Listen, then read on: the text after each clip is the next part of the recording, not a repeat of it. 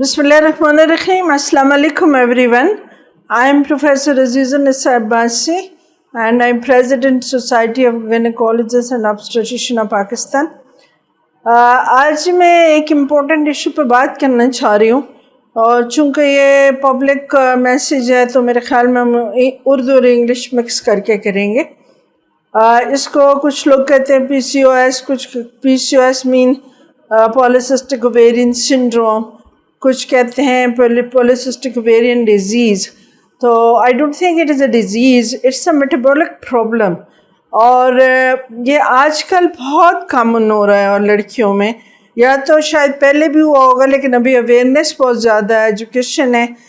तो दो किस्म के प्रॉब्लम्स इसमें ये होता है कि एक तो जो इसकी कॉज है हमें नहीं पता कि exact cause is not known कि ट्रीटमेंट स्पेसिफिक हो, लेकिन कुछ लोग ये कहते हैं कि ये जेनेटिक डिसऑर्डर है और इसीलिए ये फैमिलीज़ में रन करता है, बहनों में भी होगा, मदर में भी होगा. और इसमें यूजुअली कहते हैं कि जेनेटिक्स जो है या ऑटोसोमल डोमिनेंट होता है. इसमें प्रॉब्लम ये है कि बेसिक ये है कि ओवुलेशन नहीं होती. मिड साइकिल में, जब हमेशा मिड साइकिल में हर औरत में, यंग औरत में रिप्रोडक्टिव एज जो 14 से 44 साल होती है, उसमें हर महीने ओवुलेशन होती है.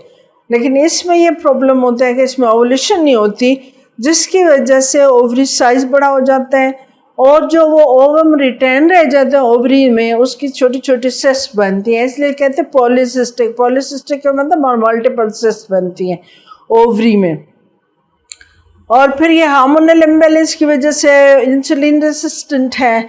कुछ लोगों में ओबेसिटी बहुत ज़्यादा होती है जो क्वाइट कॉमन है.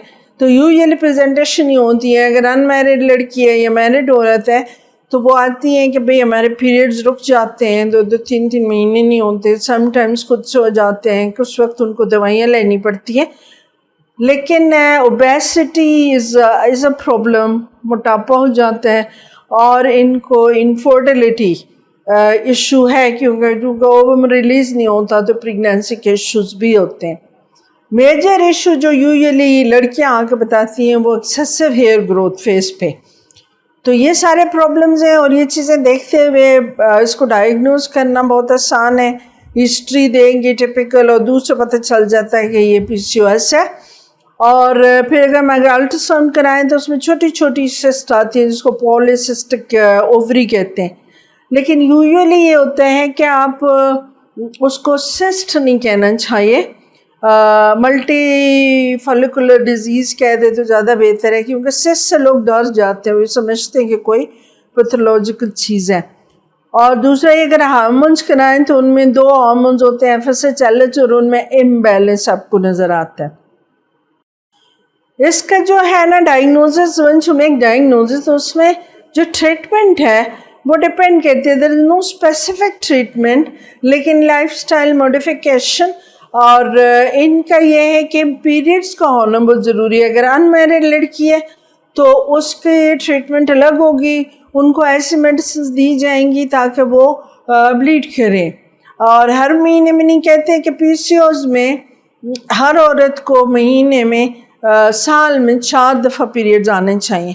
तो अगर पीरियड्स वो रेगुलर मेडिसिन नहीं भी लेती तो विड्रॉल ब्लीडिंग वो एवरी 4 मंथ करा ले, क्योंकि इसमें बहुत कम चांसेस होते हैं, लेकिन देयर आर चांसेस के बच्चेदानी का कैंसर बन जाए ओल्ड एज में आफ्टर 50-60.